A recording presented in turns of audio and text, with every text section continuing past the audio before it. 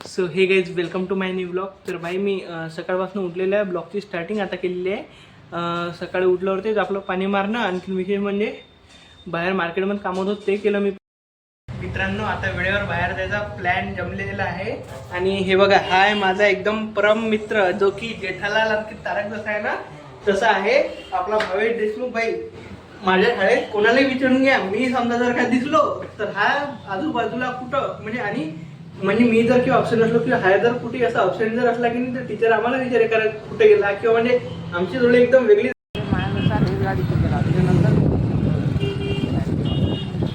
तर मित्रांनो आता मी मस्तपैकी निघालेलो आहे बाहेर फिरायला. हे बघा हे आपलं मंदिर, जय श्री भोलेनाथ. मस्तपैकी आता जरा असं ठरलेलं आहे की जवाहरनगरमधून एक राऊंड मारून यायचा.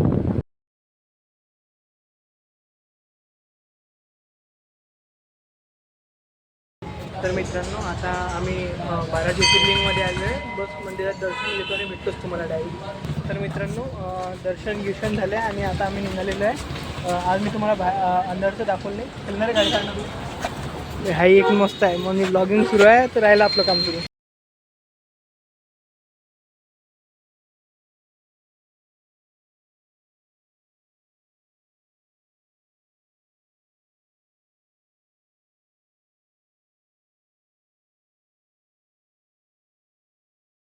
मित्रांनो पप्पा आता मस्तपैकी मार्केटमधनं आले. आणखीन पप्पांना मी माझी फेवरेट नाही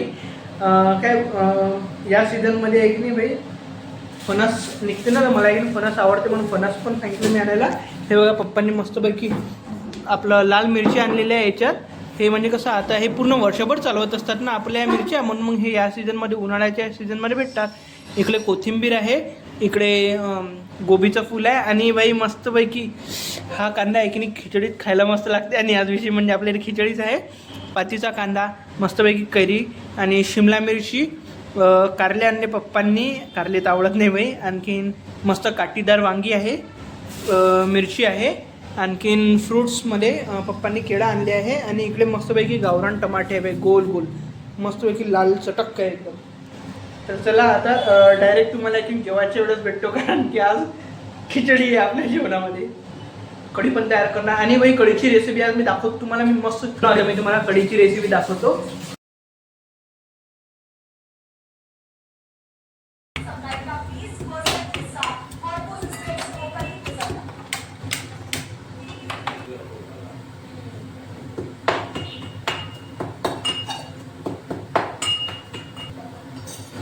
तर मित्रांनो तेल गरम होत आहे आणि याच्यात ॲक्च्युली मेन म्हणजे हिंग बिलकुल असलंच पाहिजे. हिंग आणि ॲक्च्युली कढीपत्ता, पण कढीपत्ता सध्या नाही आहे ते चालून जाईल, पण हिंग ॲक्च्युली सहसा टाकायचं, कारण की हिंगाचा फ्लेवर कढीत एक वेगळाच फ्लेवर आहे. त्याही एकदम काढतो. तर मित्रांनो आता हा जे काढलेलं आहे हे पूर्ण याच्यात टाकत आहे मी.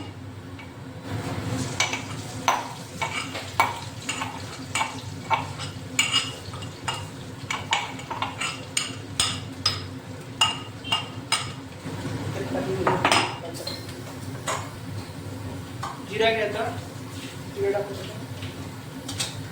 मोहरी टाकून द्यायची. तडतड मस्तपैकी असं होऊ द्यायचा. तुम्ही जिरा आणखीन मोहरी ही आधी टाकली तरी चालते, पण मी सोबतच टाकतो बाई. हे एकदम थोडंसं ब्राऊन होऊ द्यायचं, जास्ती पण होऊ द्यायचं नाही, कारण की जास्ती होऊ दिलं ना मग आपण कढी खातो ना तेव्हा असा थोडासा जळका हे येतो.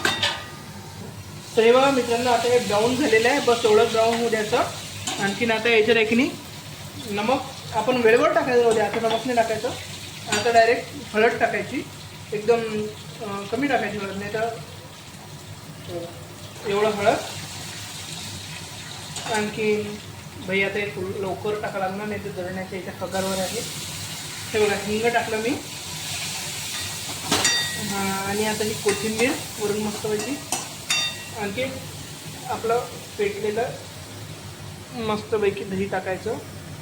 या दह्यामध्ये आहे की नाही मस्त 1.5 चमच मी बेसन पण घेतलेलं आहे. बघा हे असं होऊ द्यायचं. गॅसची फ्लेम कमीच राहू द्यायची, नाही तर मग दही आपलं काय कढी आपली खराब होऊ शकते. ती कढी आणि कुकरमध्ये आपली खिचडी. चला आता डायरेक्ट तुम्हाला जेवायच्या वेळेस भेटतो मी. त्याला एक चांगली उकळी येऊ द्यायची कढीला.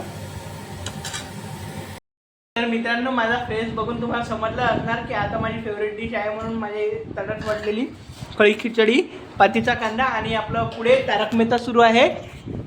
तर चला आजच्या ब्लॉगची एंडिंग इथेच करतो. तुम्हाला आजचा ब्लॉग आवडला असणार तर प्लीज आपल्या व्हिडिओला लाईक करा आणि चॅनलला सबस्क्राईब करा.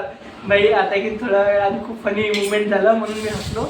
तर प्लीज भाई आपल्या चॅनलला सबस्क्राईब करा. आणि मी आता रेशो बघितला, भाई खूप जण आहे की व्हिडिओ बघत आहे पण चॅनलला सबस्क्राईब नाही करताय. तर प्लीज कृपया करून आपल्या चॅनलला सबस्क्राईब करा.